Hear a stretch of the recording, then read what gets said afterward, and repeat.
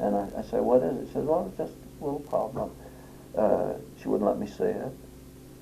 And here this thing was getting larger and larger. And somehow it was getting to her emotionally. She was doubting salvation. And here this was all working on her. It was metastasizing. It was spreading. So we had gone away. Nanny had babysat you children. We just went away overnight. So we went to Albany, I remember. And anyway, we decided on the way back. She wouldn't let me see what this was, but that she would go to the doctor. So we went to Dr. McCullough, who was an outstanding doctor and surgeon, and he examined this on her head, and I took her home, and I went back. And he at first got on me for letting it go so long, and he said, I'm quite sure it's cancer. And he said, because I minored in, what do you call it, that you check anyway, the biopsies and so forth. Pathology. He minored in pathology. And so anyway, the biopsy was taken anyway. And so this was melanoma, and she had surgery within a couple days. And it was really drastic surgery, and removed part of the scalp. And he went down internally as far as he could, inside the arm, some down around the lung area. And all from up here? Yeah. Mm-hmm. And I can tell you this, if you have any courage, you didn't get it from me, you got it from your mother. Because even though, like I said, well, we didn't have doctrine presented to us too much. Well, she got it, though, in DBI. But it was because of her illness, anyway. She had these areas of doubt. She wasn't sure. But during her illness, I have never seen such bravery. And I had been through some experiences where I guess I had seen some, you know. But this initial surgery, was this in 1959 then? She died in 60. That's right, it was 60 that she died. And it would have been 61, I believe, that we left Port. So was it, how close to her death was that first surgery? There were quite a few months intervening. I would say offhand, 6 months intervening from the initial surgery to her death. We could check this out. Nanny maybe would remember the months better than I. But the doctor told me then there's no hope.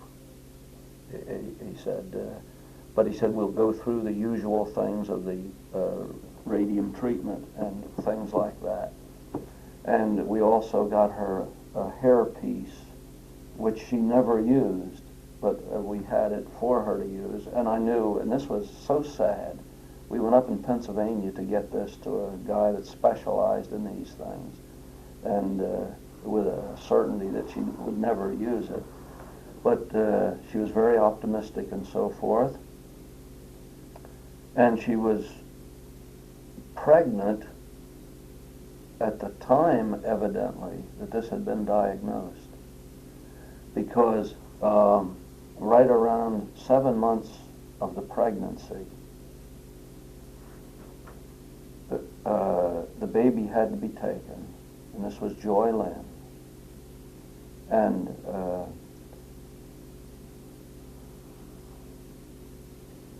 I guess... Cesarean? Yes, cesarean, right. And I remember going to the hospital, she said you want to feel my stitches. They had some kind of rivets or metal stitches on it. Mm-hmm. And this was the second surgery that she had. And of course the baby was taken, lived not quite 24 hours. And she had always wanted a girl, but she couldn't see the baby. And it was really, I can tell you for sure, a very beautiful baby girl. Really beautiful, but it was sort of a blue baby. and the doctor felt really that the baby was born with a cancer. He told me that, and when she died, he said, I believe really it was better. And so What was it? How long before her death was that? I remember, see, Ray went with me. Ray assumed the position of oldest son. I could lean on him. I mean, I only realized it by doing it.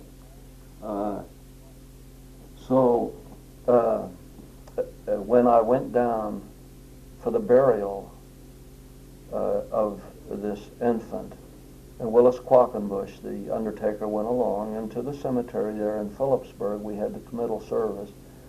I knew that it would only be about a month at the most, and I think that's perhaps just about the most that it could have been, and she died. But she came home, and we had all these nurses in the church, and nurses in the area. They took very good care of her. And at one time, I was just going to go over to preach a Sunday evening service. And she said to me, she said, "You're not telling me everything, are you?" And I had the excuse to get away, and I said, "Why, you know I would tell you everything, you know, something like that." But I said, "Let's talk about it when I get back." And it was never mentioned again. And then she just it got to her liver and things like this. And one day, she started gasping for breath. And I checked, I couldn't find out what was wrong. And here, blood was coagulating, and I got a hold of a hunk, and it was just like a shoestring. Here it was clogging up her nasal passage. And so I told the doctor about it, and he says everything is just going wrong. And but she insisted she didn't want a bedpan. And this, some of the character, the grit, and so we would have to get her out of bed, and finally we had she was too weak to go over to the bathroom. We'd have a portable toilet there for her. And I remember one night, I got her out, and she was just dead weak, and she just collapsed. And I think I had to get someone to help me to get her back into bed. And so that was the end of that. From then on, the nurses took care of her that way. And so she knew, as a person does in that situation, that she was on the way out. Now the church itself, Bob Rhodes, they were having prayer meetings. They just couldn't believe, that this was happening to her. While this was going on, Harry picked this time. They had moved up from Phillipsburg to Port Jervis. And Harry was becoming the victim of hardening of the arteries. And here he loved Doris like his own granddaughter. And he was forbidding the nanny to come up to the house. And then Doris didn't want her mother to come up because Nanny could never relate too well, even to her own daughter. And it would upset Doris.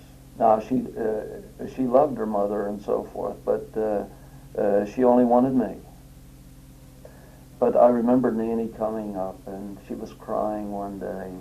She said Harry had knocked her down. So here I was in the midst of this sorrow in our own house, and I'm just trying to get a point across. But I went down and walked in the house, and I said, "Yeah, you must feel like quite a man, Harry." He said, "What do you mean?" And I said, "Knocking Lil down." He said, "I didn't knock her down."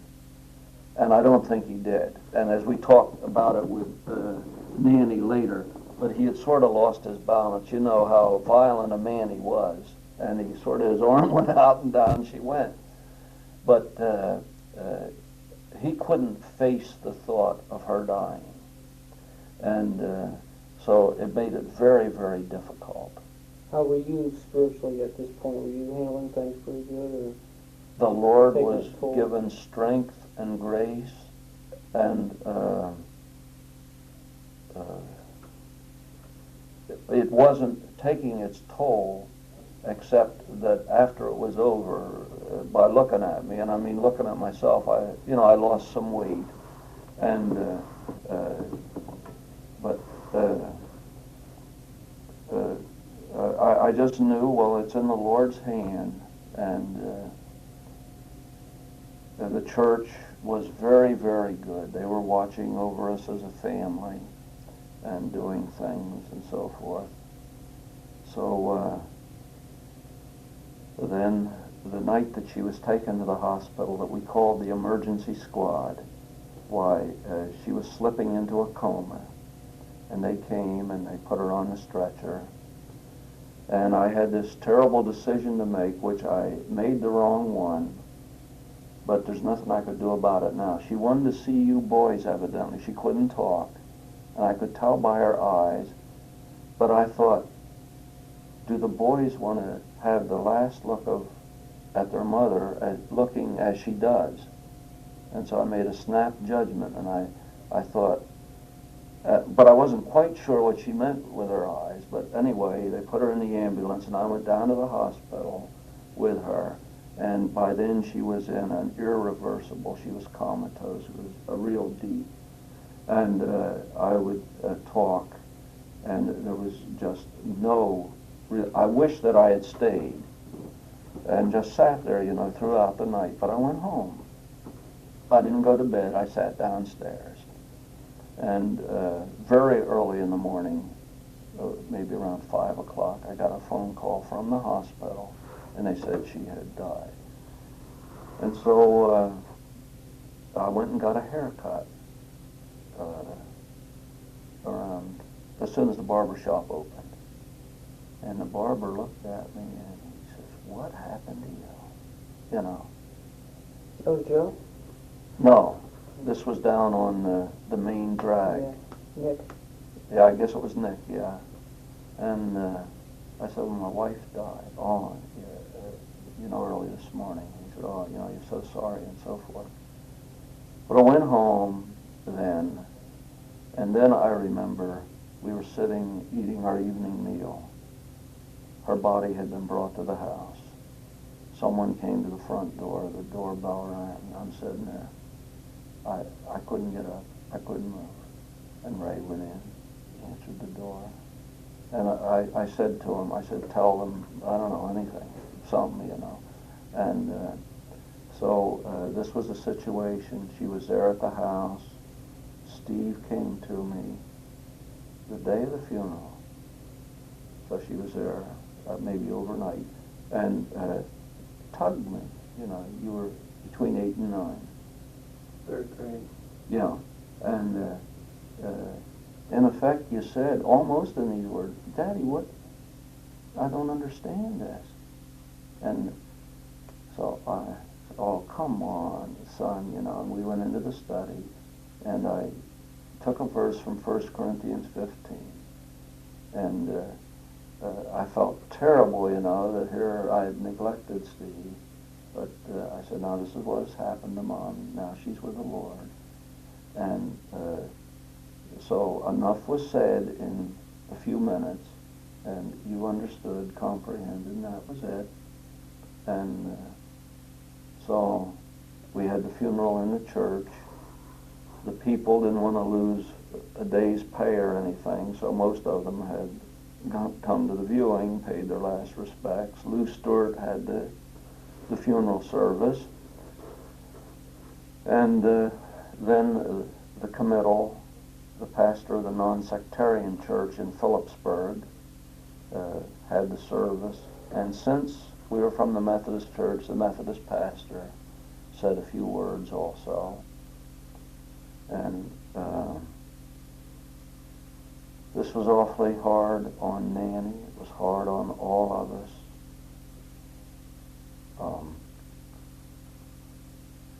And it was a hard adjustment for myself. I thought I would do the laundry. I remember hanging it out once. Mrs. Weiner looking over, and did that once, and that was enough of that. So we got someone in to take care of the laundry.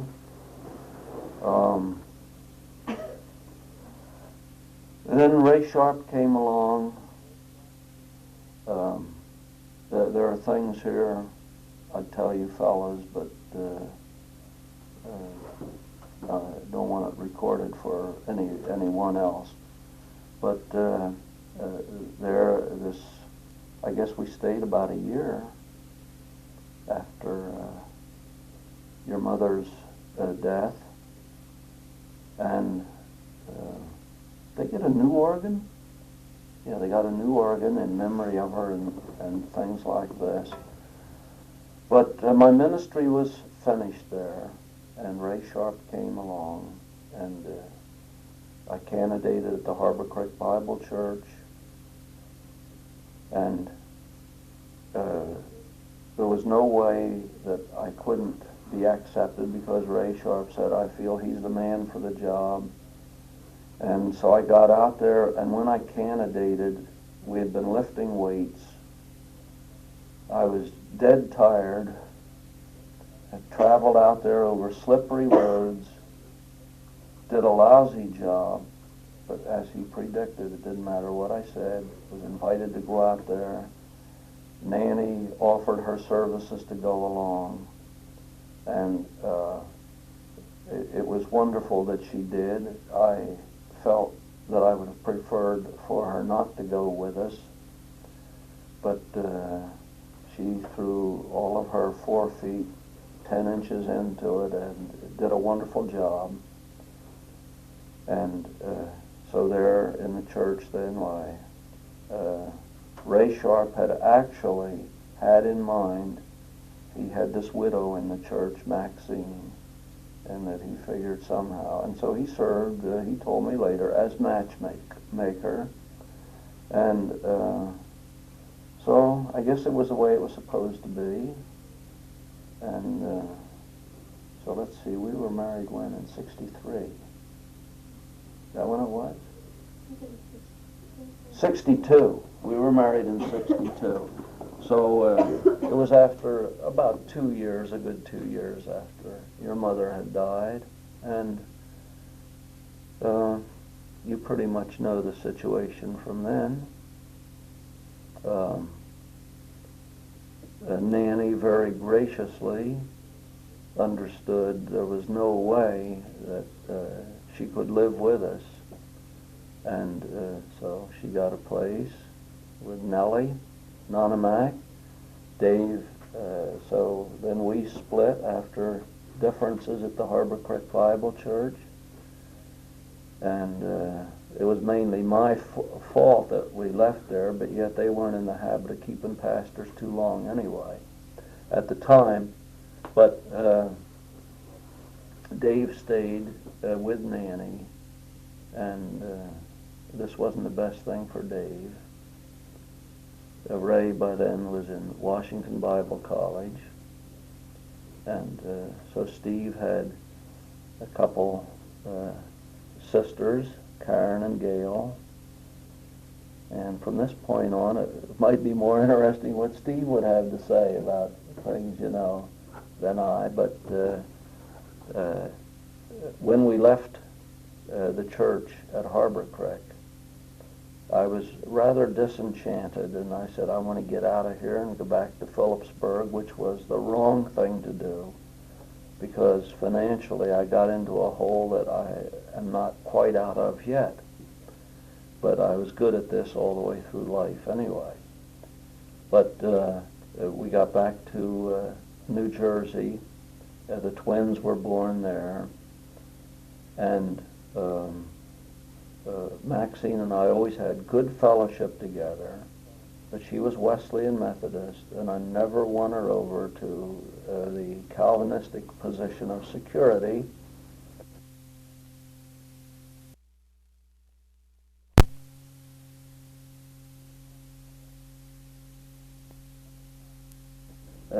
She seemed to anticipate the fact that she was going to die before me, and I know at least twice she said, "Take good care of the girls."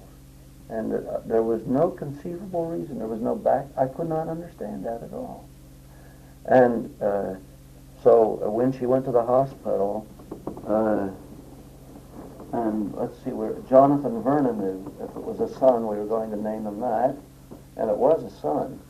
But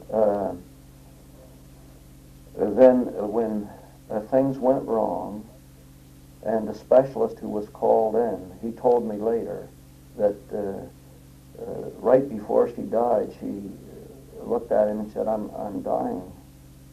Isn't that right? And he said, well, things don't look too good or something. But anyway, somehow she had a premonition. Not necessarily that was the time, but so anyway, this was, now when your mother died, I had warning, and so I was prepared as one can be. But when Maxine died, there was no warning at all. There was nothing that ever happened in my life that really just knocked me flat, so much as that. And here, this was right around midnight. And actually the clocks had been set ahead. And so for death certificates, they went by standard time. But it was actually 1 a.m. And while this was happening, and I knew it was, I almost tore my coat in half. I couldn't go in. They had all the lights going. They had all the buzzers going. And I knew it was very serious.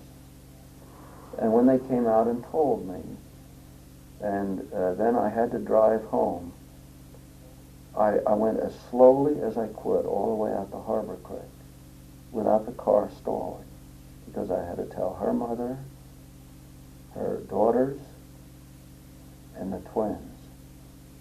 And this was, and I mean, and I kept telling myself, you're the head of the family.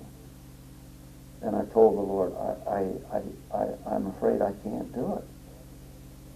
And so anyway, I told them, and I'll never forget her mother, what a terrible, terrible thing, her only daughter. The girls didn't show their reaction. The twins, Tammy smiled because their mommy's with the Lord. Tammy, I don't exactly recall his reaction. But here we had purchased all new things for the baby, as if it was our first baby. This had to be our last, of course. And it wasn't that we had really wanted another child either, but that we had all of these new things. And the twins had been told, well, Mommy's coming home with a baby. And that's why the twins, to this day, they just love babies. And it seems to harken back to the baby that didn't come home. So, of course, the morning, that same day, therefore, I was just totally devastated. I remember sitting around the table and talking with Karen and Gail, and I said, we have to stick together like we never have before. And I said, somehow, but I was really, this was the lowest that I've ever been. And then Ray Sharp came down. And Ray started crying about by the garage, and so did I. And there weren't words, and because Maxine had been someone special to him too. And somewhere along in the afternoon, late afternoon it would have been, I started getting a peace in my heart. And then Steve said, Or it could have been one of you boys, you were going to go to bed. It was around 10 o'clock. And did you get there the first day? We were all planning to come for the Steve's graduation that same, You called us 5 in the morning, we went the same day, didn't you? but we stayed overnight at Mary Well, then it was when I think when you were all there, and I remembered when your mother died, I didn't sleep for nights, and I would put the radio on, and it wasn't really that I was afraid of the dark, but this terrible loneliness. So I'd put the radio on, and so I figured with Maxine that it would be the same. So one of you boys said, "Well, why don't you go to bed, Dad? We were going up." And I thought, well, I might as well not go up till 1 or 2 or, so I'm so tired. But, so I thought, well, I'll give it a try. And I went up and went right to sleep. And never had any trouble sleeping nights. And then, frankly, sharing it, the thought of standing by another casket, I thought, I cannot. And the only thing that I know changed the whole situation, evidently, people were praying. Now, I was calling out and crying out, but it wasn't doing any good.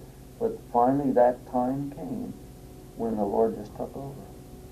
And there was perfect peace all the way through. And then my mom went away down, and her brother became very ill. And so I was naturally planning, how are we going to do it? And so I contacted my mom and said, when are you coming home? She said, you've got your nerve. My brother's very ill and so forth and so on. And I said, well, I was just trying to get some idea. After all, you are living in our place and not paying rent. I wasn't that blunt at first. And but I'm depending on you to come up like you did when Maxine was here. And if you would come up and be here when the twins come home from school and stuff, and, just help now and then. Because she was living quite a bit off of us prior to this. And so she got pretty rude on the phone, and so I simply said to her, you certainly got your nerve, and etc. So then I had the girls, and I thought things were going along pretty well. Karen and I used to like to throw the frisbee, and this one day we had had a good time, and I went out alone to eat. And when I came back, Gail was gone, and I said, where is she? And Karen said, oh, she went out with some of the gang. And I said, well, she's not supposed to do that, unchaperoned, things like that. And Karen said, I don't see anything wrong with it. And so anyway, I simply said again, well, and I was angry about it. And Karen got sassy. And so there was only one time that I spanked Karen. That was when we moved to Frenchtown. And there wasn't too much. It was a couple swats, probably on the seat. But I never touched the girls. This was Maxine's category. She hadn't said, don't touch them, but I never did. But what I would do was what Maxine did, just get a handful of hair. So I reached and I got a handful of hair, and about the same time I got it, Karen really let me have it. And really smacked me pretty hard in the face. And a reflex action, I hit her back, knocked her all the way across the room. Fortunately, she landed on the sofa. And I think she figured by then she'd had enough of that. But this just pointed up the fact that I could not be father and mother to these two girls. One now a senior in high school, and Karen 4 years behind. So they went up, my mom was up there, but wasn't coming down to the house. And so the girls went to live with their father's brother. this lasted only a couple months. Then they came back and they lived with Mum. And so it was just an unfortunate thing. And then I told Mum she had to move. She wouldn't help. And this was a pretty sad thing. And then Leona Wagner one day on the phone said, "Do you realize that that's Maxine's mother?" And I said, "I'd appreciate it if you let me handle my affairs." And but I got thinking on it, and I thought, I can't do this. Here, Mum actually was just about ready to leave. But she had told me I can go any place and so forth. And but she had been telling me some things like, "My friends tell me that I can collect pay from you for taking care of the twins while Maxine was still living." And these things were getting to me. It was just one thing after another. And it was a culmination of all of these that I told her to leave. And so here she had boxes out in the yard, and I went up, and I know it was of the Lord. And I said, Mom, I said, you don't have to move. I said, you live here the rest of your life. You don't have to pay any rent. I said, just, it's all yours. And so she said, do you mean this? You know, she was half crying, and boy, she looked beat up and tired. And yet I said, I mean it. I said, I don't expect anything in return. And wow, so that was it. And then I went back, eventually sold the house, made very little profit simply from the fact that we put aluminum siding on, and so much expense had gone into it that Gail thought that she should get some money out of it. But actually there was very little to give to her. And so this didn't make her very happy. But anyway, then the twins and I went to New Jersey, and spiritually I was at pretty low ebb. So I put the twins in a Christian school there outside of New Jersey, and just took a sabbatical, a year, did nothing, laid around in the yard, got up and depended on Doris and Bob for a little bit of fellowship, and Doris helped considerably to boost the morale of the twins. And then I think it was Ray who suggested, Dad, why don't you consider teaching in Christian schools? And I went through the process and ended up in Goldsboro, and I hadn't gotten away from the Lord, but just wasn't doing anything. So when I was going to get down there, the last time that we were in Erie, I took Jeannie out, and we went over to Rush's there along Lake Erie, and she knew, she was scheduled every night regularly with her kids, but I had said I was going to be back and talking to her dad, so she kept that night open. The last minute I called on the phone. I was sure she wouldn't be home. She answered. I said, would you like to go out for dinner? She said, sure. She said, although I have eaten, but I'll go out with you, you know. So we went out over to Rush's, and that was it. I went back to Phillipsburg, loaded up. Nanny volunteered to go along, and I was never so thankful in my life. And she really, once more, really was so much needed and was so helpful. But then Aunt Maud kept telling Nanny, I need you. And Nanny was afraid she'd be cut out of the will, I think. And so Nanny had to go home. Well, this was the best thing that happened, really, because, and I remember asking Nanny, now this is awful, you know, but Tammy had to have a mother. She needed a mother more than I actually needed a wife at the time, frankly. Then I had her to the doctor down there and all, and he says, there's nothing wrong with her. She maybe just needs a mother, you know, or something. And so I told Nanny, see, Wilma was quite interested at the time. And I just couldn't believe, I thought, boy, a tremendous mother. But Wilma's a weightlifter. I remembered over in the snack shop, somebody'd come in, and to make room, she'd pick up a table almost or something, and I thought, oh boy. So I gave Jeannie a call. I might have written her, I wrote her a letter, and boy, I no sooner turned around, there was a reply.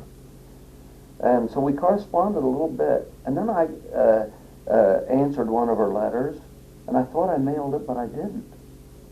And a week went by. So I get a letter from her, a little bit angry. And then I found this letter that I thought I had mailed. But, so anyway, I called her and I said, how about marrying me? To make up for that. Yeah, right. And because things were in a desperate state by then, and it wasn't exactly in those words, but this was in one phone conversation, and this was a little faster than even she had hoped for, if she was hoping for anything. And I think she responded affirmatively the first call, but anyway, then we set the date and so forth. We came up to Rays and went up, since we were going to be married in Pennsylvania, and got the blood tests there and things like that. And there's no question that the Lord led, because I took a trip to Florida to round up, going a couple gals down there.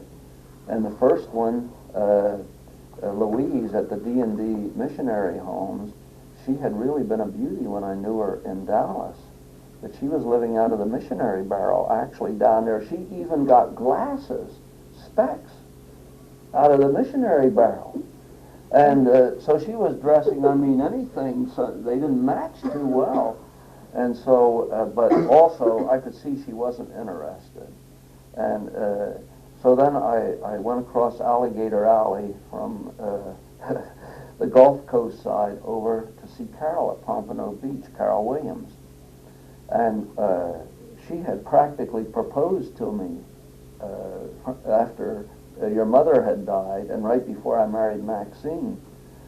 And but I saw all of those children. She had 4, and the oldest daughter didn't like me at all, and I could see it would never work. And I really liked Carol. She was really a swell gal. And she kept corresponding then, but and I didn't answer the letter. So finally, after I'd already married Maxine, I got a letter, and she said, aren't you going to write anymore? And I had to write and tell her I was married, But then I went, after Maxine died, I went, after I saw Louise, then I went over and saw Carol, and I could see them. We had fun, and so forth at Pompano Beach, but she wasn't interested. And if she had been interested, I'm sure I would have been, even though she still had the 4 children, but a couple of them were almost leaving. And their oldest girl, which is the same age as Steve, what a beauty. She was really a beauty. She looked like her dad. Christine. Yeah, Christine Williams. And They're across the hall from us. that's right, yeah. And so this is sort of flashing back, but then anyway, getting down to Goldsboro, and I had just vaguely known Jeannie from going to the house, and every time I ever went to the house, she was never there. She was always leaving. She was going to Youth for Christ quiz or something like that. And so anyway, proposed by phone, and we had some hefty phone bills, I'll tell you. But then we were married, and she came down. The adjustment, she was already adjusted when she got there, but she had really lost. She was down below 100 pounds before she came down. And but about the wedding and so forth, the Lord led in it all. We learned in trying situations, as I left the school there, to really depend on the Lord. There were certain verses like Deuteronomy 32:8 going before, yet he's with us, not fail, and things like that. That we're thankful for those times because we trusted only in the Lord, and he led us to the Boonesboro area, things like that, and they were far from glorious years. We learned a lot, and I also am so thankful I was led up here because I was going stir crazy, and I had had enough of just intermittent preaching and teaching and things like that. So the Lord definitely led up here, and these have been just the happiest days of the last quarter century, I think, because it's so fulfilling. I'm into the Word. I have to be into the Word in these various subjects and things. And so many things, like I referred to the fact of this claustrophobia. And when I was getting on the plane to come up here, the whole thing was almost aborted because this got a hold of me. And Jean, and the Lord had led in this, evidently, had asked if she could come on the plane to see me off, and I felt fine. But I no sooner got into that plane than this paralysis came over me, and this suffocating idea. And I thought, what am I going to do? So I told Jeannie, I said, honey, it's happening to me that happened on the other plane. And she says, it is? So told the stewardess. Stewardess told the captain, because we were right up there by the front. And they calmly, he said, well, look, we'll put a lot more air back. Take them in the back part there, and if there's lots of ventilation, this helps. And just the talking and the feeling subsided. And so I told Jeannie, I said, okay, go ahead. I said, I guess I can make it.